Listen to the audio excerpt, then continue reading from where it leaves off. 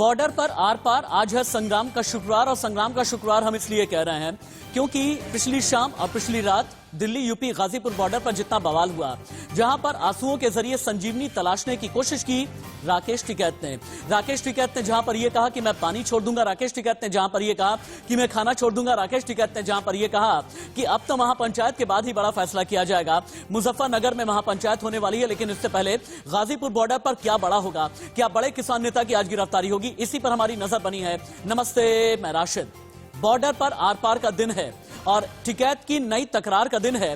टिकैत की नई तकरार जिसमें यह कहा जा रहा है कि गाजीपुर में बवाल हो सकता है, लेकिन रैपिड एक्शन फोर्स से लेकर के सीआरपीएफ और दिल्ली पुलिस हर कोई तैयार है। जयंत चौधरी भी पहुंचे हैं। थोड़ी देर के बाद दिल्ली के उप मुख्यमंत्री मनीष सिसोदिया भी गाजीपुर बॉर्डर पर पहुंचने वाले हैं। लेकिन हाई वोल्टेज ड्रामा कल हुआ है, क्या आज राकेश टिकैत की गिरफ्तारी होगी या फिर नहीं, हर किसी की नजर इस बात पर टिकी है। और इन सभी खबरों के बीच अब से ठीक 1 घंटे के बाद मुजफ्फरनगर के सिसौली में महापंचायत होने वाली है। लेकिन सवाल यही है, आज बॉर्डर होगा खाली, क्या गिरफ्तार होंगे किसान नेता? राजद्रोह के आखिरकार कितने दोषी हैं? राजद्रोह के जितने दोषी हैं वो क्या जवाब देंगे? लेकिन इससे पहले आंसुओं के जरिए, जैसा कि मैंने कहा, संजीवनी तलाशने की कोशिश थी, तो हम यहां पर एक सवाल खड़े कर रहे हैं कि आखिरकार उस वक्त में ये आंसू क्यों नहीं बहे, जिस वक्त वाकई में बहने चाहिए थे, तब क्यों नहीं रोए राकेश टिकैत? मुझे ऐसा लग रहा है कि टॉप बैंड्स अभी तुरंत ही ऑन एयर करने चाहिए। आप चारों तरफ की तस्वीरें आप देखें, जब लाल किले पर खालसा पंथ का झंडा फहराया गया तब आखिरकार क्यों नहीं रोए राकेश टिकैत? पुलिस वाले पिटे तब क्यों नहीं रोए राकेश टिकैत? जब ट्रैक्टर वाले संग्राम कर रहे थे तब क्यों नहीं रोए राकेश टिकैत? गणतंत्र के अपमान पर क्यों नहीं रोए राकेश टिकैत? जब पूरी दिल्ली को बंधक बना लिया गया तब क्यों नहीं रोए राकेश टिकैत? जब दिल्ली को उस दिन शर्मसार किया गया, जब पूरे देश ही नहीं बल्कि दुनिया भर की निगाहें राष्ट्रीय राजधानी पर टिकी हुई थी, तब आखिरकार क्यों नहीं रोए राकेश टिकैत? और इसीलिए यहां पर हम एक ही सवाल खड़ा कर रहे हैं कि राकेश टिकैत अगर रोए हैं तो रोने के साथ क्या सहानुभूति लेने की कोशिश है? अगर सहानुभूति लेने की कोशिश है तो उस वक्त ये आंसू कहां पर थे? जब पुलिस वाले पिट रहे थे, जब पुलिस वाले भाग रहे थे, जब पुलिस वालों के जान के दुश्मन बवाली उपद्रवी बने थे, जब लोगों ने दंगा कर दिया था, जब आईटीओ से लेकर के मुकरबा चौक, लाल किला से लेकर के टिकरी बॉर्डर, सिंघू बॉर्डर, सभी को बंधक बना लिया गया था, तब आखिरकार ये आंसू कहां थे? ये राकेश टिकैत से सवाल है, ये भारतीय किसान यूनियन से सवाल है, ये बवालियों से सवाल है, दंगाइयों से सवाल है, संयुक्त किसान मोर्चा के किसान नेताओं से सवाल है, और सिर्फ राकेश टिकैत से ही सवाल नहीं है। उस वक्त ये आंसू कहां थे? ये हमारा अभी का सवाल है। गणतंत्र के अपमान पर क्यों नहीं रोए? जब पुलिस वालों का खून बहा तब क्यों नहीं रोए? जब पुलिस वाले पिटे तब क्यों नहीं रोए? जब देश शर्मसार हुआ तब राकेश टिकैत क्यों नहीं रोए? यही है अभी का सवाल। पहली breaking news, back to back चलाएं। ट्रैक्टर रैली हिंसा को लेकर क्राइम ब्रांच ने नोटिस दिया है। राकेश टिकैत समेत 6 किसान नेताओं को notice. Crime branch full on action में आ गई है। सभी को पूछताछ के लिए बुलाया गया है। जितने भी बड़े बड़े किसान नेता हैं, इन सभी को पूछताछ के लिए बुलाया गया। किसान आंदोलन को लेकर आज कोई बड़ा फैसला हो सकता है। अगली ब्रेकिंग न्यूज चलाइए, बैक टू बैक। मुजफ्फरनगर में हलचल बहुत तेज हो गई है। मोमेंटम वहां का ये बता रहा है कि अब से ठीक 50 मिनट के बाद किसानों की महापंचायत होने वाली है। कल सिसौली में पंचायत के बाद नरेश टिकैत ने यह ऐलान किया था। राकेश टिकैत के आंसू के बाद गुस्से में है किसान। मुजफ्फरनगर का किसान, बड़ौद बागपत का किसान, मेरठ का किसान, बिजनौर का किसान, हर जगह किसानों का यह कहना है कि अगर हमारे नेता के आंसू बहे हैं, ये आंसू जाया नहीं जाएंगे। मुजफ्फरनगर से यह बड़ी खबर है। और वहीं अगली बड़ी खबर यह है, मुजफ्फरनगर में महापंचायत से पहले बिजनौर की सीमा सील कर दी गई है। पूरे जिले में धारा 144 लगा दी गई है। किसानों को पुलिस ने चेतावनी दे दी है। दिल्ली कूच करने पर सख्त कार्रवाई की चेतावनी दी गई है। कहा यह गया है कि अगर दिल्ली के बॉर्डर तक आप पहुंचेंगे तो फिर आप ये जान जाएं कि आपके खिलाफ सख्त एक्शन लिया जाएगा। और अब आप ये सुने कि कैसे लगभग 14 घंटे पहले राकेश टिकैत ने आंसू बहाए, आंसू के जरिए सहानुभूति बटोरने की कोशिश की और यह कहा, मैं आत्महत्या करूंगा, गोली चलेगी, नहीं हटेंगे, आंदोलन को तोड़ने का षड्यंत्र किया जा रहा है। सुने। बिल भी वापसी होंगे, अगर बिल वापसी नहीं हुए, अगर कानून वापसी नहीं होंगे तो राकेश टिकैत आत्महत्या करेगा। आप रोक क्यों रहे हो? टिकैत जी आप रोक रहे हो, क्यों रो रहे हो? नहीं करेंगे, खाली नहीं करेंगे, गोली चलेगी, खाली नहीं होगा। ये यहाँ की सरकार भी सुन ले। मैंने बहुत साथ दिया यहाँ के मुख्यमंत्री का। इतना षड्यंत्र मुझे उम्मीद नहीं थी योगी जी से। इस आंदोलन का क्या अर्थ करा है जो तोड़ने की साजिश करी गई है। उस आंदोलन को फिर वही लाएंगे जिसने झंडा फहराया है, उसके खिलाफ केस रजिस्टर्ड होगा, वो गिरफ्तार होगा। पहला केस उसके खिलाफ, उसको गिरफ्तार करो। पहले बीजेपी पार्टी लगी किसानों को बर्बाद करने देनी पड़ेगी, नहीं छोड़ने को। ये बिल भी वापसी होगी ना, पुलिस से मेरा कोई संबंध नहीं। क्या किससे क्या कहना सरकार से ये है कि बात होगी, कमेटी बात करेगी, भारत सरकार से बात करेगी और सुप्रीम कोर्ट के उन लोग जो कमेटी होगी वो बातचीत करेगी। मैं आगे बढ़ूं, डिबेट को ओपन करूं उससे पहले एक और बड़ी खबर आ रही है। गाजीपुर बॉर्डर पर फिर जुटने लगे हैं किसान। गाजीपुर बॉर्डर पर देर रात किसानों की तादाद बढ़ी है। मेरठ, बड़ौद, बागपत, मुरादनगर से पहुंचने लगे हैं किसान। हरियाणा से राष्ट्रीय जाट महासंघ ने भी समर्थन कर दिया है। रात 1 बजे गाजीपुर बॉर्डर से पुलिस बल लौट गया है, लेकिन गाजीपुर बॉर्डर पर एक बार फिर से किसान जुटने लगे हैं और अलग अलग जिलों से आ रहे हैं, अलग अलग गांव से आ रहे हैं।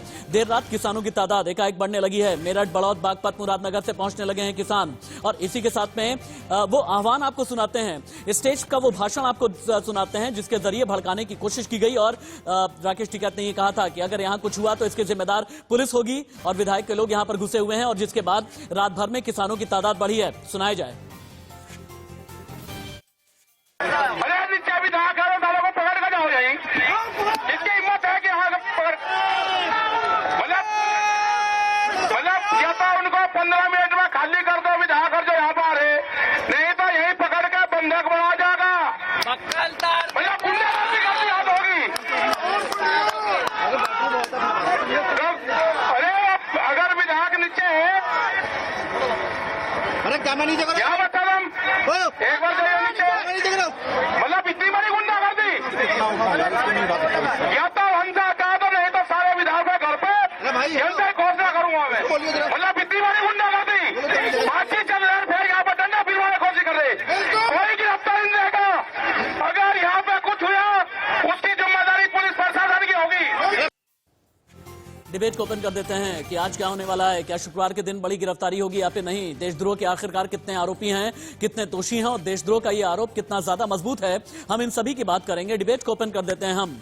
डॉक्टर विजय खैरा प्रवक्ता है भारतीय जनता पार्टी के, सुमन अर्पण है राजनीतिक विश्लेषक मेरे साथ में, अजय अरोड़ा जी हैं कांग्रेस के नेता, मित्र प्रकाश वामपंथी नेता, विजय तलान प्रवक्ता भारतीय किसान यूनियन। लेकिन उससे पहले चलते हैं टिकरी बॉर्डर जहां से मौजूद है अभी मेरे सहयोगी आदित्य नायर। आदित्य नायर, मुझे ये बताएं अभी टिकरी बॉर्डर की हलचल क्या है, वहां पर कितने बड़े किसान नेता हैं और क्या वहां पर भी पुलिसी एक्शन शुरू हो गया है फिर नहीं? और राकेश टिकैत को समर्थन देने के लिए टिकरी से एक बहुत बड़ा जत्था गाजीपुर की तरफ निकलने वाला था, क्या यह निकला या फिर नहीं?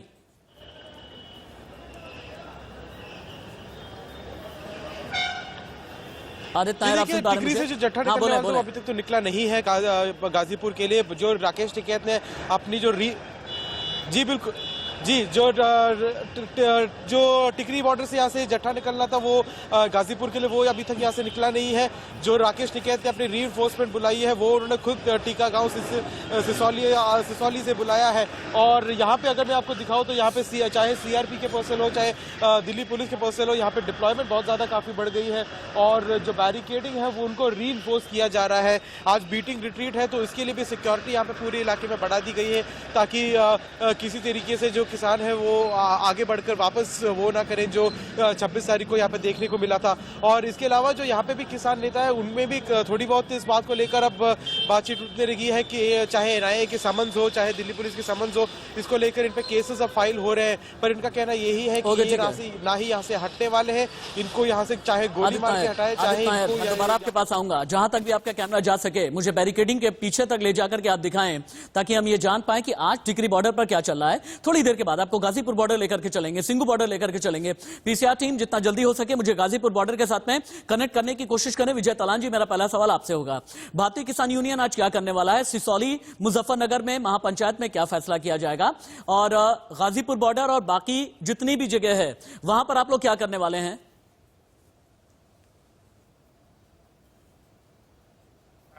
दिल्ली की तरफ कूच कर रहा है। आप देखिएगा राकेश टिकैत के आंसू ऐसे ही नहीं निकले हैं। इन आंसुओं के सैलाब में तो इस सरकार का नाश एक निहित है। मैं कंफर्म करना चाहूंगा आपको, जिस तरह से राकेश टिकैत के आंसू निकले वो पूरे हिंदुस्तान के आंसू निकले।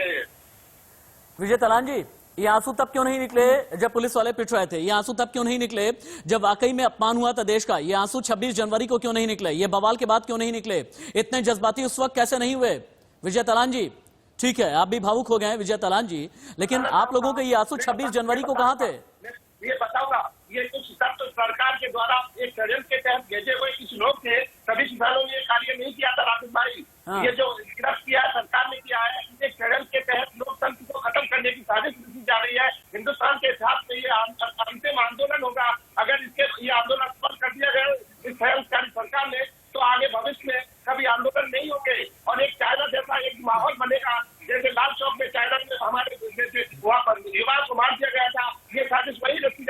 नहीं विजय तलान जी, नहीं विजय तलान जी, भारत चीन नहीं बनेगा। राशि भी सुनिएगा ना, ये अब मैं कहना चाहूंगा, जब हमारे 44 शहीद हुए थे, जवान शहीद हुए थे, मोदी जी के आंसू तब क्यों नहीं निकले थे? राजनीतिक मंच पर जब सभा में क्यों निकले थे? तब योगी जी के आंसू तब क्यों नहीं निकले थे? जब किसानों को अत्याचार होते, शहीद आते हमारे, तो उनके संसद भवन में क्यों आंसू निकले थे?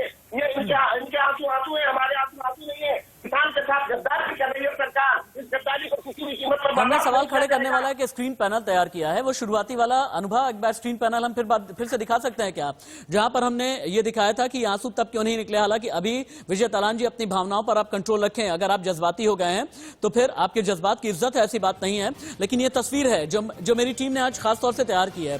आंसू तब क्यों नहीं निकले जब 26 जनवरी को देश शर्मसार हो रहा था, जब खालसा पंथ का झंडा तिरंगे के सामने लहराया और फहराया जा रहा था, जिस वक्त में पुलिस वाले पिट रहे थे, जब गणतंत्र का अपमान हो रहा था, तब आखिरकार आंसू क्यों नहीं निकले। विजय खैरा जी के पास में चलते हैं। विजय खैरा जी, आप लोग इंतजार अब किस बात का कर रहे हैं, समझ में नहीं आ रहा। 72 घंटे का हाई वोल्टेज ड्रामा हो गया है, गाजीपुर बॉर्डर से लेकर के अलग अलग बॉर्डर तक और लाल किला से लेकर के आईटीओ तक गिरफ्तारी अभी तक क्यों नहीं हो रही है? इंतजार किस बात का किया जा रहा है कि चलिए ठीक है, डॉक्टर विजय खैरा अभी मेरे साथ में नहीं है, अजय अरोड़ा के पास में चलते हैं। अजय अरोड़ा जी, अब आप मुझे ये बताएं, क्योंकि देशद्रोहियों के आप साथ में हैं, क्योंकि देशद्रोह का भी अब केस लगने लगा है, आप देशद्रोहियों के साथ में हैं, देश विरोधियों के साथ में हैं या देशभक्तों के साथ में हैं? अजय अरोड़ा जी। राशिद भाई, हम किसानों के साथ हैं। अगर किसानों के साथ में होते हैं तो शशि थरूर के खिलाफ एफआईआर नहीं होती। राशिद भाई, एफआईआर की आपने बात की जी, हम किसानों के साथ खड़े हैं बिल्कुल, और कंधे से कंधा मिला के खड़े हैं बिल्कुल, और मैं अपने विवेक से पूरी जिम्मेदारी से बात कर रहा हूँ। हाँ, कांग्रेस पार्टी बिल्कुल किसानों के साथ खड़ी है, और जिस प्रकार से आंदोलन तोड़ने की साजिश की जा रही है, हाँ, इसकी हम निंदा भी करते हैं। हाँ, और जहाँ तक लाल किले की बात है राशिद भाई, हाँ, हमने कल भी निंदा की थी और करते रहेंगे। हाँ, एक बार नहीं 100 बार निंदा करेंगे कि लाल किले की घटना भुलाई नहीं जा सकती। हाँ, राष्ट्रीय ध्वज का अपमान किया जिन्होंने भी किया, हाँ, उसकी हम निंदा करते हैं, कड़ी निंदा करते हैं। अच्छा। ये हमने कल भी कहा, रोज कह रहे हैं। हाँ, सुनने में आया है कि आज दिल्ली के उप मुख्यमंत्री मनीष सिसोदिया भी जाने वाले हैं, जयंत चौधरी आरएलडी के नेता भी पहुंचे हैं, क्या राहुल गांधी प्रियंका गांधी भी जाएंगे या फिर नहीं, मैं आपसे ये सवाल करूंगा। लेकिन अभी एक बहुत बड़ी खबर आ गई है, ट्रैक्टर रैली हिंसा पर बहुत बड़ा खुलासा हुआ है, हिंसा में खालिस्तान समर्थकों का हाथ है, सूत्रों के हवाले से ये खबर आई है, दिल्ली पुलिस के सूत्रों के हवाले से ये खबर आई है, खालिस्तानियों के ट्विटर हैंडल खंगालने पर यह सबूत मिले हैं, ये दिल्ली पुलिस को सबूत मिले हैं। ट्रैक्टर रैली हिंसा पर बहुत बड़ा खुलासा, हिंसा में खालिस्तान समर्थकों का हाथ, सूत्रों के हवाले से यह बड़ी खबर आ रही है। अब चलते हैं अपने इंफोग्राफिक स्टूडियो, इससे पहले कि बाकियों के पास चलें, डॉक्टर विजय खैरा को बहुत जल्दी मेरे साथ में जोड़ें, भारतीय जनता पार्टी के नेता प्रवक्ता डॉक्टर विजय खैरा के पास चलें, उससे पहले इंफोग्राफिक। कल मिडनाइट ड्रामा हुआ, लेकिन आज क्या होगा? मुजफ्फरनगर में महापंचायत होने वाली है, अब से थोड़ी देर के बाद में जींद में हंगामा हुआ है, किसानों ने हंगामा किया है, और टिकैत अभी भी, राकेश टिकैत अभी भी गाजीपुर में टिके हुए हैं, और बड़ी गिरफ्तारी आज अंजाम दी जा सकती है। बॉर्डर खाली होंगे या फिर नहीं, इसी को लेकर के सवाल है, कितनी गिरफ्तारियां होंगी। सिंगू बॉर्डर से लेकर के टिकरी बॉर्डर तक, टिकरी से लेकर के बाकी गाजीपुर बॉर्डर तक तनाव बहुत ज्यादा है, लेकिन अभी महापंचायत है सिसौली में किसानों की। अब हाँ, एक और बात है कि अब से ठीक 15 से 20 मिनट के बाद आप प्रधानमंत्री को भी इंडिया न्यूज पर लाइव सुनेंगे। प्रधानमंत्री किसानों को लेकर के क्या बोलेंगे, क्या किसानों से बड़ी बात कहेंगे, बजट सत्र जो शुरू होने वाला है इस पर प्रधानमंत्री क्या कहेंगे, इसे लेकर के भी हम आगे बातचीत करेंगे। लेकिन डॉक्टर विजय खैरा मेरे साथ में जुड़ गए हैं, सीधे पैनल को रीओपन कर देते हैं हम। डॉक्टर विजय खैरा, इंतजार किस बात का है? मिडनाइट ड्रामा भी हो गया, 26 जनवरी को द्रोह काल भी देखा, देशद्रोह का केस भी दर्ज किया गया, लेकिन अभी तक बड़े किसान नेता अरेस्ट क्यों नहीं किए गए? इंतजार किस बात का किया जा रहा है? मोदी सरकार, भारतीय जनता पार्टी की सरकार हर काम को एकदम कानूनी तरीके से करती है। हाँ। दूसरी बात, इस तरह भी नहीं करती है कि जिस तरह से संवेदनशील सरकार होने के कारण जिस तरह से पीछे सरकारों ने कभी कभी काम किए हैं, वो उस तरह नहीं करते हैं। हमको याद है अभी गौ हत्या में 1966 में जिस तरह गोलियां चलाई गई थी नवंबर के महीने में, अच्छी तरह याद है मुझे। 7 साधु मर गए थे, एकदम गोली चलवा दी थी इंदिरा गांधी ने। ये कांग्रेस की तरह कभी भारतीय जनता पार्टी नहीं करती है, क्योंकि वो हमारे हिस्से हैं, हमें उनसे सहानुभूति है, हम चाहते हैं कि गरीब किसान उठे। उनको नहीं, देखिए उनका डॉक्टर हक विजय मिले। खैरा आपकी बात एकदम ठीक है कि कानून के हिसाब से आप चलते हैं, लेकिन आप देखें ना, कानून को हाथ में लिया गया कल गाजीपुर में, कानून को हाथ में लिया गया 26 जनवरी को पूरी दिल्ली में, कानून को कानून को बिल्कुल धता बताया गया ITO से लेकर के लाल किले तक, कानून को हाथ में लिया गया बाकी दिल्ली के और मुख्तलिफ इलाकों में। खालिस्तानी एंगल बार बार आ रहा है और दिल्ली पुलिस भी अब खालिस्तानी एंगल तलाश रही है। क्या आपको लगता नहीं कि अब बहुत देर हो रही है? अगर आप लोगों को वाकई अरेस्ट करना है तो फिर अरेस्ट कर लें। उचित है, सरकार की तरफ से सिर्फ इतने आदेश हैं, पुलिस न्यायोचित कानूनी कार्रवाई करे। ठीक है। इसके अलावा भारतीय जनता पार्टी की सरकार को राजनीति से कोई इसमें लेना देना नहीं है कि हम जबरदस्ती पुलिस को कुछ बोले। पुलिस के साथ अन्याय हुआ, पुलिस को मारा गया, राष्ट्रीय ध्वज को अपमानित किया गया है, लाल किले पे चढ़ने चले गए, सारा प्रीबद्ध योजनाबद्ध कार्यक्रम हुआ है इन लोगों का, फिर भी उस पर निगाह है और पुलिस अपनी कार्रवाई कानून के हिसाब से करे, इसके लिए पुलिस को कह दिया गया है। राकेश कुमार सिंह के पास में चलते हैं, मेरे सीनियर कोलीग डॉक्टर विजय खैरा, आपके पास में दोबारा मैं आता हूं। राकेश कुमार सिंह के पास में चलते हैं। राकेश कुमार सिंह, टिप ऑफ या इनपुट दिल्ली पुलिस को क्या मिले हैं खालिस्तानी एंगल को लेकर के? क्योंकि यह कहा जा रहा है कि कई ऐसे ट्विटर हैंडल हैं जिन पर शक गहरा गया है और आंदोलन के खालिस्तानी कनेक्शन को अब दिल्ली पुलिस खंगाल रही है, तलाश रही है। आपके पास की जानकारी क्या है राकेश? राशिद, दिल्ली पुलिस के हवाले से बड़ी खबर आ रही है जिसके मुताबिक कई खालिस्तानी ट्विटर अकाउंट्स को जो दिल्ली पुलिस है वो खंगाल रही है और ये अकाउंट में कई महत्वपूर्ण जानकारियां जो आंदोलन से जुड़ी हुई जो है उस पर शेयर की गई हैं। साथ ही साथ भड़काऊ जो हैं इसमें पोस्ट किए गए हैं, वीडियो पोस्ट किए गए हैं और ऐसे जो ट्विटर हैंडल को जो है जानकारी दिल्ली पुलिस के पास है और उसके खिलाफ पूरी पुख्ता जानकारी इकट्ठा कर रही है ताकि ऐसे लोगों के खिलाफ ठोस कार्रवाई की जा सके। ठीक है राकेश, आप रहें। हालांकि ठोस कार्रवाई इसलिए भी की जा सके क्योंकि अब दिल्ली पुलिस ने जो नोटिस जारी किया है ना, इस नोटिस में यह सवाल भी किया गया है कि आखिरकार आप ये बताएं, आप जवाब दें कि आपके खिलाफ क्यों ना देशद्रोह की धाराएं चलाई जाएं और देशद्रोह का केस चला जाए। देशद्रोह क्या होता है और कितनी गंभीर धाराएं होती हैं, ये जानने के लिए अगले स्टूडियो हम चलते हैं, उसके बाद मित्र प्रकाश के पास में हम चलेंगे अगला सवाल लेकर के। अब आप जानें कि भारतीय कानून संहिता जो है, इंडियन पीनल कोड, इसकी धारा 124A में देशद्रोह की डिफिनीशन यानी परिभाषा दी गई है। सरकार विरोधी सामग्री बहुत बार देशद्रोह की कैटेगरी में आती है। सरकार विरोधी लिखना या बोलना भी बहुत बार ऐसा होता है कि देशद्रोह में आ जाता है। राष्ट्रीय चिन्हों का अपमान करना भी देशद्रोह के दायरे में आता है। कोई संविधान को नीचा दिखाने की कोशिश करता है तो वो देशद्रोही होता है। साबित होने पर आजीवन कारावास या फिर 3 साल की सजा हो सकती है। ये देशद्रोह को लेकर के भारत का कानून कहता है। और आगे हम आपको अगला इंफोग्राफिक हम दिखाएं, उससे पहले एक बार फिर से हम चलते हैं मित्र प्रकाश के पास में। मित्र प्रकाश जी, अगर किसान आज की तारीख में उनके ऊपर देशद्रोह की धाराएं लगने वाली हैं और कहा यह जा रहा है कि बहुत ही गंभीर ये धाराएं होती हैं, तो इसे लेकर के आपका स्टैंड क्या है? आप वामपंथी विचारक हैं, वामपंथी विचारधारा को आप सपोर्ट करते हैं। हमने एक जमाने में देखा है विनायक सेन से लेकर के असीम त्रिवेदी तक, इन सभी की विचारधारा वामपंथी ही रही है। आंदोलन के साथ भी वामपंथ जुड़ा रहा है। क्यों बार बार यह कहा जाता है कि जहां पर वामपंथ है वहां पर लाल साजिश है, जहां पर लाल सलाम वाली साजिश है वहीं पर देशद्रोह की एक महीन एक पतली लकीर होती है। राशिद जी, अगर किसानों पे देशद्रोह के मामले किए जाएंगे या किसान गिरफ्तार होंगे तो देश की जेलें छोटी पड़ जाएंगी।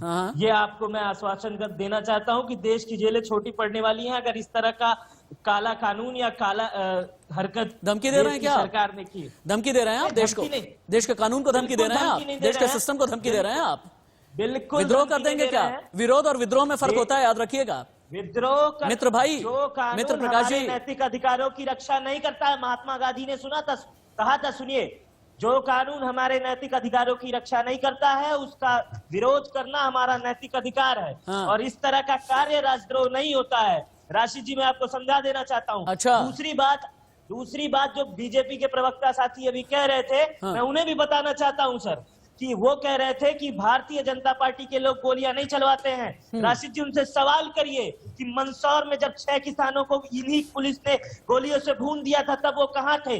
2 अक्टूबर 2018 के दिन जब उत्तर प्रदेश के गन्ना किसान दिल्ली के बॉर्डर पे गए थे तो उन्हें लाठियों से मार के भेजा गया था, तब ये बीजेपी के प्रवक्ता कहाँ थे? ठीक है। देश इस समय एक क्रिटिकल सिचुएशन से जूझ रहा है। ठीक है। हमको आपको मिलकर किसानों का साथ देना चाहिए और इस काले कानून को वापस करना। मैं तो कह रहा हूँ राशिद जी, आप किसानों के पक्ष में आपने रहें। मित्र और प्रकाश किसानों आपने की बात बताया करें। नहीं, आप विरोधी हैं, विद्रोही हैं। अगर ये धमकी आप दे रहे हैं ना कि देश की जेल भर देंगे अगर राजद्रोह का केस लगाया गया, तो आप विरोधी हैं, विद्रोही हैं। दोनों में फर्क होता है, याद रखिएगा। अगर आप विद्रोही हैं तो कानून के नजर में बहुत बड़े आप मुजरिम हैं। हम कानून का सम्मान करते हैं, लेकिन जो कानून हमारे अधिकारों की रक्षा नहीं करेगा उसका हम विरोध करेंगे। ओके, ठीक है। सुमन अर्पण के पास में चलते हैं। सुमन अर्पण, अब आप ये बताएं कि आंसुओं के जरिए संजीवनी तलाशने की कोशिश की गई थी, लेकिन अगर आंसुओं के जरिए राकेश टिकैत अपने आप को बचाना चाहते हैं तो कितनी मजबूती है, और अगर ये क्यों नहीं कहा जाए कि देश के सिस्टम को, देश के संविधान को, देश के कानून को आप लोग बंधक बनाने की कोशिश में हैं, वो लोग जो ये कहते हैं कि अगर एनआईए एक्शन लेता है, अगर सीआईडी एक्शन लेती है, अगर दिल्ली पुलिस एक्शन लेती है, यूपी पुलिस एक्शन लेगी, तो हम महापंचायत कर देंगे, हम जो है दिल्ली को घेर लेंगे, दिल्ली को बंधक बना लेंगे, महापंचायत ऐसी होगी कि वहां गांव-गांव से लोग निकल करके आएंगे, गाजीपुर को घेर लेंगे। ये सब क्या है? ये क्या है सुमन अर्पण जी? किसी बनाना रिपब्लिक में तो नहीं है ना ma'am? We aren't in any banana republic ma'am. Rashid ji, मैं ये कहना चाहूंगी कि राकेश टिकैत जी अब अपना इमोशनल कार्ड यूज कर रहे हैं। अब आज तक उनके इमोशंस कहाँ थे? जब देश अपमानित हो रहा था, जब हमारा राष्ट्रीय ध्वज अपमानित हो रहा था, तो उनके आंसू उस वक्त कहाँ थे?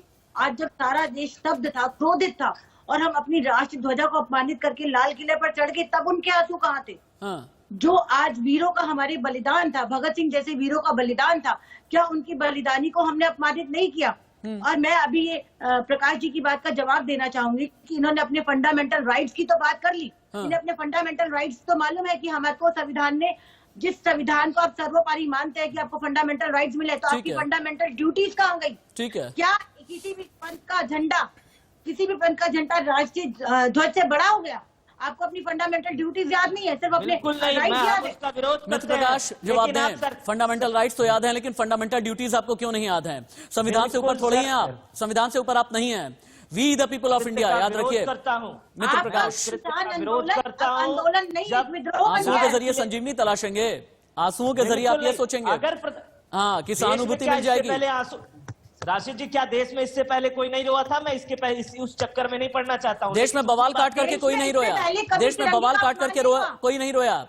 लाल किले पर तिरंगे के सामने खालसा पंथ का झंडा फहरा करके कोई नहीं रोया। मुझे जवाब देने दीजिए। हाँ बताएं, बताइए। लाल किले पे जब झंडा, वो गलत झंडा फहराया गया, हम उसकी निंदा करते हैं, लेकिन हम एक सवाल पूछना चाहते हैं कि वो झंडा फहराने वाले व्यक्ति गिरफ्तार क्यों नहीं होते हैं?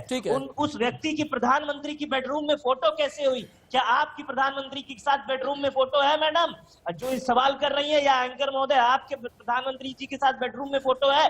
वो व्यक्ति अगर खालिस्तानी था। मेरी बात सुनिए मित्र प्रकाश जी, हाथ जोड़ करके विनम्र निवेदन है, वो आपके भी प्रधानमंत्री हैं, मेरे भी हैं, 134 करोड़ हिंदुस्तानियों के प्रधानमंत्री हैं। जिस तरह के जबान का आप इस्तेमाल जिस तरह के जबान और जिस तरह की लोकेशन और ज्योग्राफी का आप इस्तेमाल कर रहे हैं ना अपनी जबान से, बेहतर ये होगा कि ऐसा इस्तेमाल ना करें मित्र प्रकाश, ज्यादा अच्छा होगा।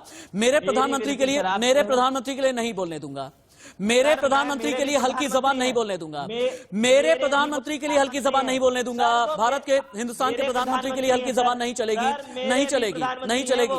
और जो ऐसी बात बोलेगा ना, मैं उसे शाब्दिक उग्रवाद की संज्ञा दूंगा, मैं उसे देशद्रोही कहूंगा। अगर प्रधानमंत्री के लिए हल्के, सतही और स्तरहीन शब्दों का इस्तेमाल किया गया तो चलते हैं।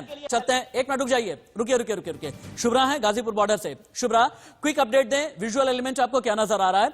गाजीपुर बॉर्डर का अभी का अपडेट क्या है? टेंट की तरफ कैमरा लेकर के जाए, बाकी अगर किन्हीं से बात हो सके तुरंत ही बात करें।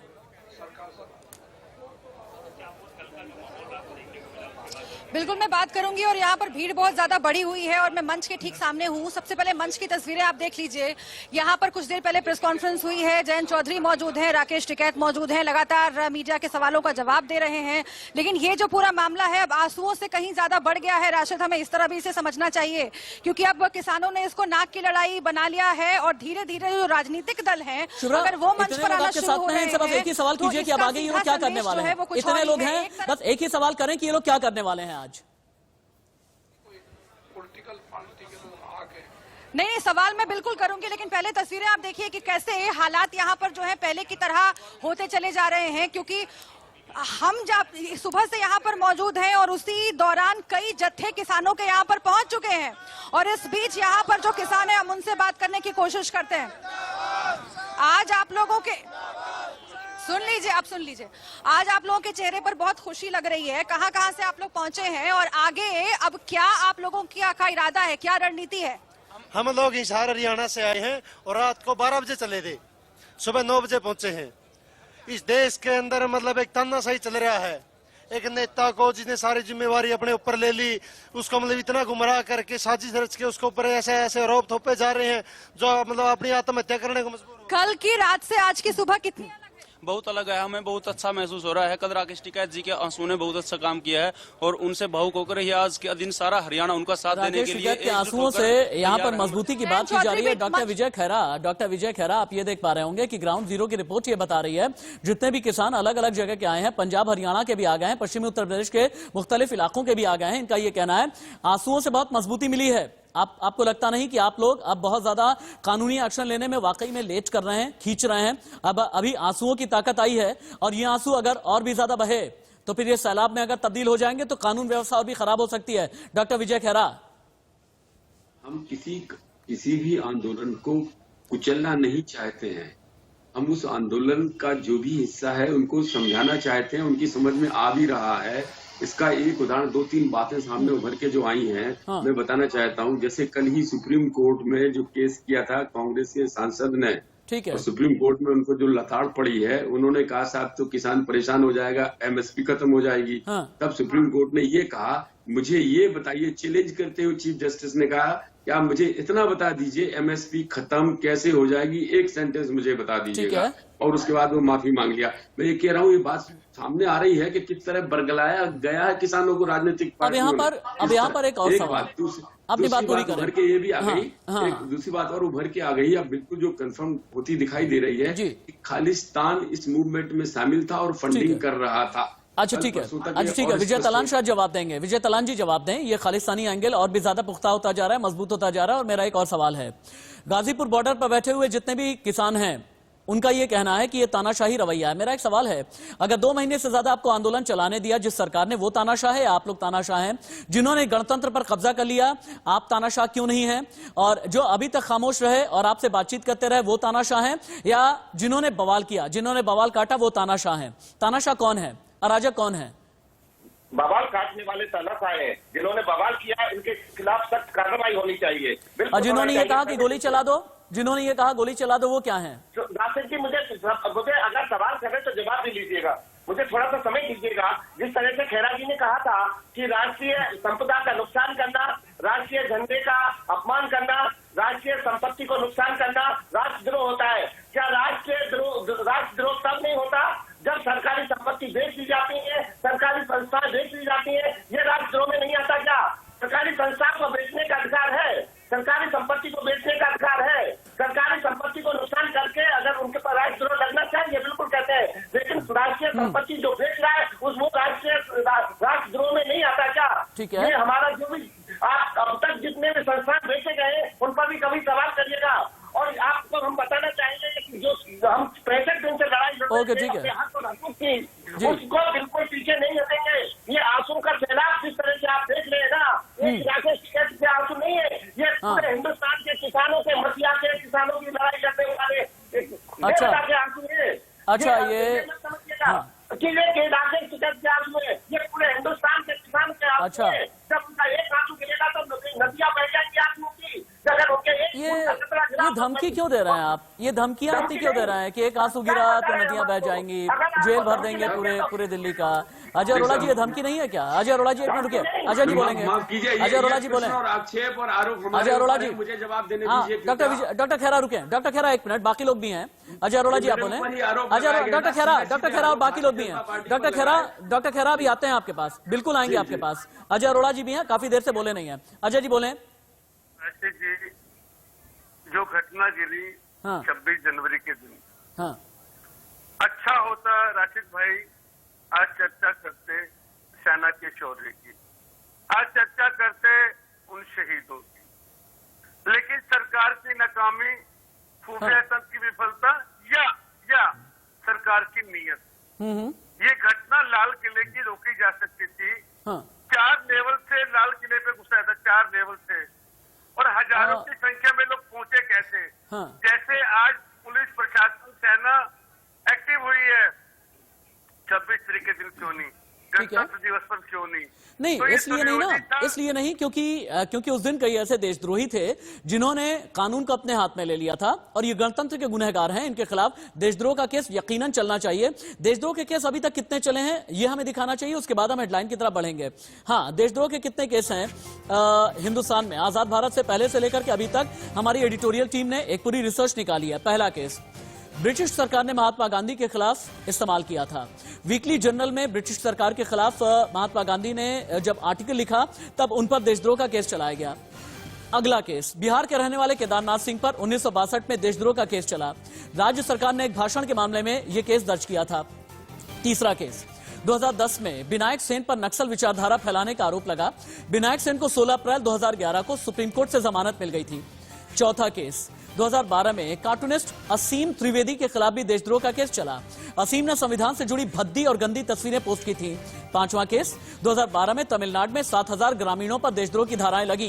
गांव वालों ने कुडनकुलम परमाणु प्लांट का विरोध किया था, तब देशद्रोह का केस चला। और चौथा केस था 2015 का, 6 साल पहले हार्दिक पटेल के खिलाफ राजद्रोह का यह केस चला। हार्दिक ने पाटीदार आरक्षण को लेकर के बहुत बड़ा आंदोलन किया था। आगे इंडिया न्यूज पर प्रधानमंत्री लाइव आपको नजर आएंगे। प्रधानमंत्री किसानों को लेकर के क्या बोलने वाले हैं? ये बॉर्डर को लेकर के बहुत ही ज्यादा टेंस्ड अभी बॉर्डर है और गाजीपुर बॉर्डर पर स्थिति और हालात बहुत तनावपूर्ण बने हुए हैं।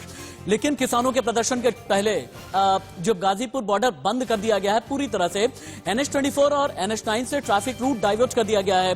कुंडली और अक्षरधाम और निजामुद्दीन में भी ट्रैफिक डाइवर्ट है और विकास मार्ग समेत बाकी इलाकों में भी हैवी ट्रैफिक है। ITO के पास हैवी ट्रैफिक है, अक्षरधाम के आसपास हैवी ट्रैफिक है। नोएडा मोड़ वगैरह से अगर आप जाते हैं तो फिर इन रूट से भी आप बचे तो ज्यादा अच्छा और ज्यादा बेहतर होगा और वैकल्पिक रूट आप लें। अगली बड़ी खबर, आज गाजीपुर बॉर्डर पहुंचे हैं आरएलडी नेता जयंत चौधरी। राकेश टिकैत से मिलने पहुंचे जयंत चौधरी। जयंत की मुलाकात से पहले कल अजीत चौधरी ने राकेश टिकैत से बात की थी।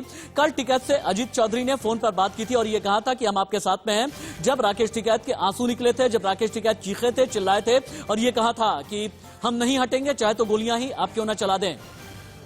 अगली बड़ी खबर, आम आदमी पार्टी के मंत्री आज दिल्ली के बॉर्डर का करेंगे दौरा। गाजीपुर बॉर्डर जाएंगे। डिप्टी सीएम मनीष सिसोदिया बिजली पानी की सप्लाई का जायजा लेंगे। सत्येंद्र जैन, राघव चड्ढा भी सिंघू बॉर्डर की तरफ जाएंगे। किसानों के लिए बिजली पानी की सुविधा का जायजा लिया जाएगा। यानी जैसा राकेश टिकैत ने कहा था कि बिजली पानी हमारा काट दिया गया है। उधर आम आदमी पार्टी के नेता संजय सिंह ने राकेश टिकैत से फोन पर बात करने के बाद केंद्र सरकार पर बोला हमला। कहा, ट्वीट करके कहा, आप संसद में भी किसानों के साथ हुई ज्यादती और गद्दारी का मुद्दा उठाएगी। इंफोग्राफिक स्टूडियो लेकर के चलें। किन रास्तों से बचना है यह दिखाना बहुत जरूरी है। किन किन रास्तों से आज दिल्ली में अगर आप जाते हैं तो आपको बचने की जरूरत है। आंदोलन के कितने कलंक हैं उसके बाद हम दिखाएंगे। आपको NH9 की तरफ से नहीं जाना है, यानी नेशनल हाईवे 9 की तरफ से नहीं जाना है।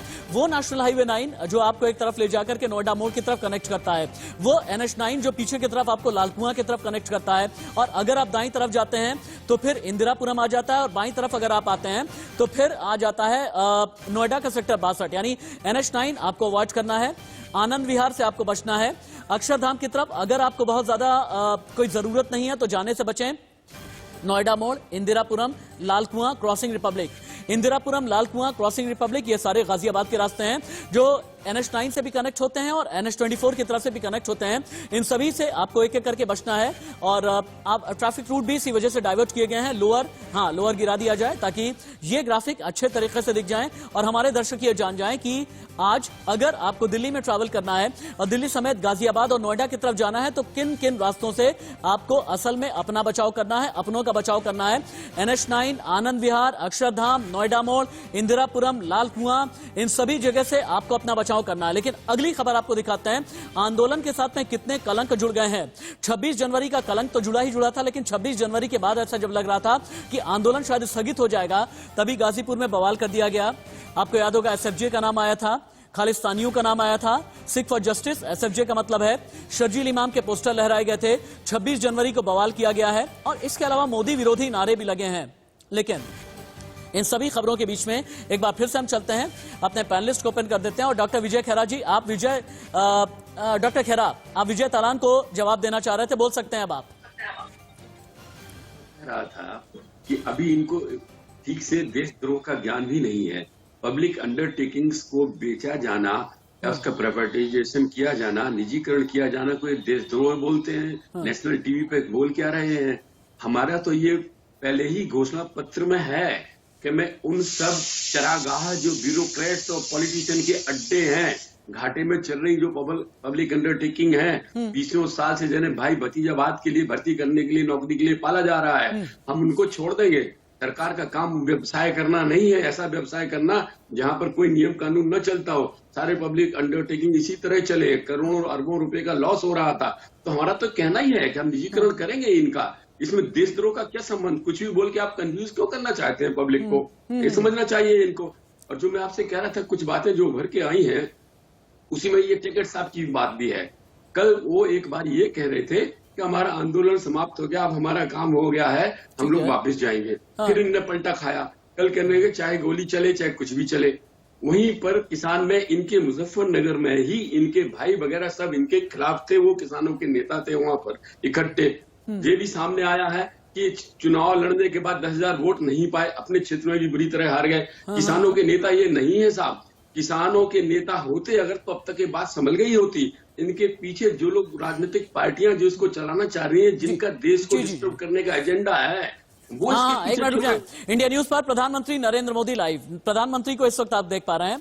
संसद का बजट सत्र चूंकि शुरू होने वाला है, अब से ठीक लगभग 20 मिनट के बाद में राष्ट्रपति का अभिभाषण भी होगा। हर किसी को इंतजार है इस बजट सत्र में कि अब सवाल ये बड़ा है, किसान आंदोलन को लेकर के प्रधानमंत्री अभी मीडिया से बात करने वाले हैं। प्रधानमंत्री अभी क्या किसान आंदोलन को लेकर के कुछ बोलेंगे, कोरोना गाइडलाइन को लेकर के कुछ बोलेंगे, और जो बजट है इस बार का ये कहा गया है कि ये पेपरलेस बजट होगा और देश की इकोनॉमी के लिए बहुत बड़ी चुनौती है। हालांकि इंटरनेशनल मॉनेटरी फंड की तरफ से यह कहा गया है कि अगर रिकवरी किसी इकोनॉमी की सबसे ज्यादा, सबसे अच्छी, सबसे बेहतर होगी तो यह भारत की रहेगी।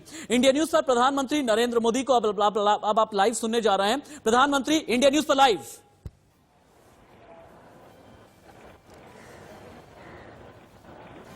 इस दशक का आज ये पहला सत्र प्रारंभ हो रहा है। भारत के उज्जवल भविष्य के लिए ये दशक बहुत ही महत्वपूर्ण है और इसलिए प्रारंभ से ही आजादी के दीवानों ने जो सपने देखे थे, उन सपनों को, उन संकल्पों को तेज गति से सिद्ध करने का ये स्वर्णिम अवसर अब देश के पास आया है। इस दशक का भरपूर उपयोग हो और इसलिए इस सत्र में इस पूरे दशक को ध्यान में रखते हुए चर्चाएं हो, सभी प्रकार के विचारों की प्रस्तुति हो और उत्तम मंथन से उत्तम अमृत प्राप्त हो, ये देश की अपेक्षाएं हैं। मुझे विश्वास है कि जिस आशा और अपेक्षा के साथ देश के कोटि कोटि जनों ने हम सबको संसद में भेजा है, हम संसद के इस पवित्र स्थान का भरपूर उपयोग करते हुए लोकतंत्र की सभी मर्यादाओं का पालन करते हुए जन आकांक्षाओं की पूर्ति के लिए अपने योगदान में पीछे नहीं रहेंगे, ये मुझे पूरा विश्वास है। सभी सांसद इस सत्र को और अधिक उत्तम बनाएंगे, ये मेरा पूरा विश्वास है। ये बजट का भी सत्र है। वैसे शायद भारत के इतिहास में पहली बार हुआ कि 2020 में एक नहीं, हमें वित्त मंत्री जी को अलग अलग पैकेज के रूप में एक प्रकार से 4-5 मिनी बजट देने पड़े। यानी 2020 एक प्रकार से लगातार मिनी बजट का सिलसिला चलता रहा और इसलिए ये बजट भी उन 4-5 बजट की श्रृंखला में ही देखा जाएगा, ये मुझे पूरा विश्वास है। मैं फिर एक बार आज आदरणीय राष्ट्रपति जी के मार्गदर्शन में दो सदन के सभी सांसद मिलकर के उनके संदेश को आगे बढ़ाने के लिए प्रतिबद्ध हैं, प्रयासरत हैं। बहुत बहुत धन्यवाद। प्रधानमंत्री नरेंद्र मोदी को सुन रहे थे आप। इस दशक का पहला सत्र शुरू हो रहा है। आजादी के दीवानों के लिए यह सत्र बहुत महत्वपूर्ण है। सपनों को तेज गति से सिद्ध करने का वक्त, भारत के भविष्य को ध्यान में रखते हुए चर्चा होनी चाहिए।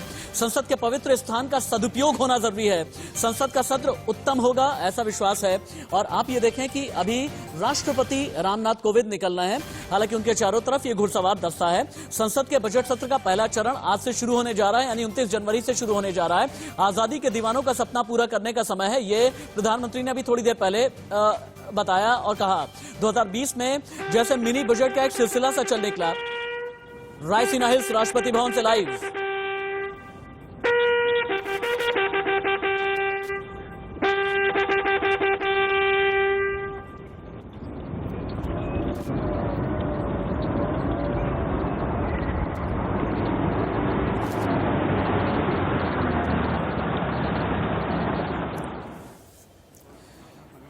ये एक परंपरा होती है जहां पर तुरहुरी बजाने के साथ ही फिर राष्ट्रपति निकलते हैं रायसीना हिल से, यानी कि राष्ट्रपति भवन से, और घुड़सवार दस्ता उन्हें गार्ड ऑफ ऑनर देता है। इसे बोलते हैं लाल बजरी। इस लाल बजरी से होते हुए गाड़ी अब निकलेगी राष्ट्रपति की, और उसके बाद फिर संसद भवन की तरफ जाएंगे और राष्ट्रपति के अभिभाषण के साथ ही संसद का बजट सत्र शुरू हो जाएगा। और उसके बाद फिर वित्त मंत्री की तरफ से इकोनॉमिक सर्वे भी पेश किया जाएगा। और इकोनॉमिक सर्वे एक तरह से कहा यह जाता है कि बजट से एक दिन पहले पेश होने वाला जो इकोनॉमिक सर्वे होता है ना, बीते साल का लेखा जोखा इसी में मिलता है। और आने वाले साल के लिए जितने भी सुझाव हैं, अलग अलग मंत्रालयों के जितने भी सुझाव हैं, इन्हीं के जरिए पता चलते हैं। 1964 तक इसे बजट के साथ ही पेश किया जाता था, लेकिन 1965 के बाद में 1965 से यह परंपरा बदली और फिर उसके बाद इकोनॉमिक सर्वे एक दिन पहले ही पेश किया जाता है। अगर टू विंडो भी आप दिखा सकते हो तो दिखा सकते हैं, क्योंकि प्रधानमंत्री नरेंद्र मोदी अभी थोड़ी देर पहले बोले हैं और प्रधानमंत्री का यह कहना था कि संसद का ये सत्र बहुत सुचारू तरीके से चले, सदुपयोग होना चाहिए। इस दशक का पहला सत्र है, भारत के भविष्य के लिए यह सत्र बहुत महत्वपूर्ण है, ये प्रधानमंत्री ने कहा था। आजादी के दीवानों का सपना पूरा करने का वक्त आ गया है, यह भी प्रधानमंत्री की तरफ से कहा गया था कि सपनों को तेज गति से सिद्ध करने का समय है। संसद के पवित्र स्थान का सदुपयोग बहुत जरूरी है, यह प्रधानमंत्री और संसद के लिए अब निकल रहे हैं राष्ट्रपति रामनाथ कोविंद। 2 तस्वीरें हम आपको दिखा रहे हैं जब राष्ट्रपति निकले। हालांकि अगर दाईं तरफ संभव हो सके तो प्रधानमंत्री नरेंद्र मोदी की, प्रधानमंत्री की तस्वीरें दिखाएं, और प्रधानमंत्री की तस्वीरों में ही हम देखेंगे कि कैसे प्रधानमंत्री निकले, अपना मास्क हटाया, उसके बाद एक बहुत छोटा सा संबोधन था।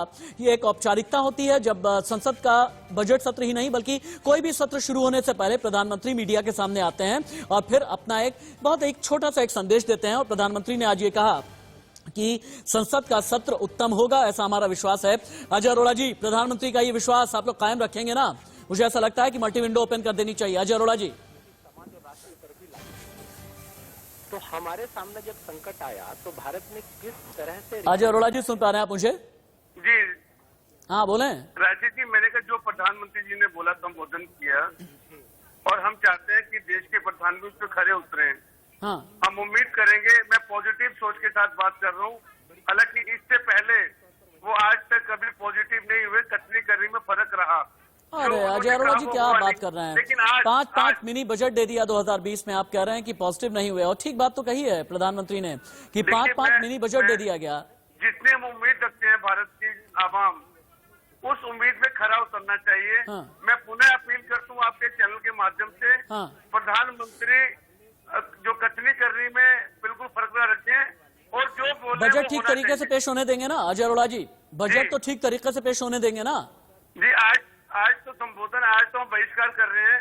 अच्छा। किसानों के तीनों बिलों के लिए 16 दल कांग्रेस समेत आज बहिष्कार करेंगे और आज हम उपस्थित नहीं 16 दल अगर बजट और अभिभाषण का, बजट के ठीक एक दिन पहले राष्ट्रपति के अभिभाषण का अगर बहिष्कार कर रहे हैं तो क्यों नहीं ये कहा जाए कि आप लोग और भी देश को ज्यादा बदनाम करना चाहते हैं? मित्र प्रकाश जी, और साथ ही मेरी जो पीसीआर की टीम है, हमने 16 दलों की एक लिस्ट पूरी तैयार की है कि जो लोग भी बॉयकॉट करने वाले हैं इसे स्क्रीन पर अवतरित किया जाए, तो उतारा जाए। मित्र प्रकाश जी बोले। प्रधानमंत्री जी को शुभकामनाएं। देश के माननीय प्रधानमंत्री, हमारे प्रधानमंत्री को शुभकामनाएं। जो उन्होंने कहा है उस पे वो खरे उतरे, और जब तक वो बजट पेश नहीं करते हैं तब तक हमारे लिए बोलने के लिए क्या है। अगर वो उसमें कोई कमियां होगी तो जरूर हम देश के सामने उसको रखेंगे। ठीक है सुमन अर्पण जी, आपको लगता है कि संसद की कार्रवाई वाकई में सुचारू तरीके से चलेगी? क्योंकि एक तरफ दिल्ली यूपी बॉर्डर से लेकर के दिल्ली हरियाणा बॉर्डर, हर जगह तनाव की स्थिति है। मुजफ्फरनगर में 15 मिनट के बाद ही ठीक उसी वक्त में महापंचायत होगी जब राष्ट्रपति का अभिभाषण हो रहा होगा। आपको लगता है कि संसद की कार्रवाई ठीक तरीके से विपक्ष चलने देगा? हालांकि 16 पार्टियों ने बॉयकॉट किया है राष्ट्रपति के अभिभाषण वाले दिन का। देखिए राशिद जी, हम लोग और एक पॉजिटिव सोच के साथ आगे सोच सकते हैं कि जो सदन की जो कार्रवाई है वो सुचारू रूप से चलनी चाहिए। लेकिन जो विपक्ष है और जो हम लोग देख रहे हैं कि किसान आंदोलन अब आंदोलन नहीं एक विद्रोह का रूप ले चुका है, तो आज ये देश को अपमानित करने का जो इनका कार्य चल रहा है उसमें अगर ये लोग बाधा डालते हैं तभी सदन की कार्रवाई में कहीं ना कहीं इंटरफेयर आ सकता है। अदरवाइज सदन की जो कार्रवाई है वो अपने सुचारू रूप से ही चलेगी। और जिस तरह से प्रधानमंत्री जी ने बोला है कि आज का जो सत्र है वो आजादी के दीवानों को समर्पित है, तो कम से कम मैं इन्हीं लोगों से, किसान आंदोलन नेताओं से यही कहूंगी कि आजादी के दीवानों का ही मान रख ले और इस सत्र को सुचारू रूप से चलने दिए। ठीक है, किन किन इलाकों में लेकिन दिल्ली में आज भी तनाव है? क्या इसका इन्फोग्राफिक हम एक बार दिखा सकते हैं? किन किन इलाकों में दिल्ली में जो तनाव है? अगर अभी नहीं दिखा सकते तो हम ब्रेक के बाद दिखा लेंगे। लेकिन सुमन अर्पण जी आप रहे, अजय अरोड़ा जी आप भी रहे, मित्र प्रकाश जी और डॉक्टर खेरा, आप सभी, मेरी गुजारिश है कि थोड़ी देर हमारे साथ और बने रहें, क्योंकि एक तरफ तो राष्ट्रपति का अभिभाषण चलेगा, वहीं पर मुजफ्फरनगर में दिल्ली से चंद किलोमीटर के फासले पर किसानों की सिसौली में महापंचायत होगी। महापंचायत और राष्ट्रपति के अभिभाषण के बीच की जगह है गाजीपुर बॉर्डर, जहां पर राकेश टिकैत अभी भी अड़े हुए हैं, डटे हुए हैं, टिके हुए हैं और जिद पर हैं। उनका यह कहना है कि हम यहां से हटने वाले नहीं हैं, आंदोलन खत्म नहीं किया जाएगा। अब दिल्ली पुलिस क्या करेगी, यह पहला सवाल है। रैपिड एक्शन फोर्स क्या करने वाली है, यह अगला सवाल है। और तीसरा सवाल यह है कि सीआरपीएफ की जो टुकड़ी है जिसे कल बढ़ाया गया था, कि आज क्या कोई बहुत बड़ा एक्शन लिया जाएगा या फिर नहीं। और उससे भी बड़ी बात यह है कि जो नोटिस दिया गया है, राजद्रोह का जो नोटिस दिया गया है कि क्यों ना आपके खिलाफ राजद्रोह का केस चलाया जाए, इसका जवाब आखिरकार किसान नेता क्या देने वाले हैं, इस पर भी हमारी नजर रहेगी। आज का दिन, शुक्रवार का दिन बहुत बड़ा है। एक तरफ तो बजट सत्र की शुरुआत होने वाली है, ठीक अब से 10 मिनट के बाद राष्ट्रपति का अभिभाषण शुरू हो जाएगा। मुजफ्फरनगर में किसानों की जो महापंचायत हमारी नजर बनी हुई है। गाजीपुर बॉर्डर पर क्या चल रहा है हम आपको बताएंगे और दिखाएंगे।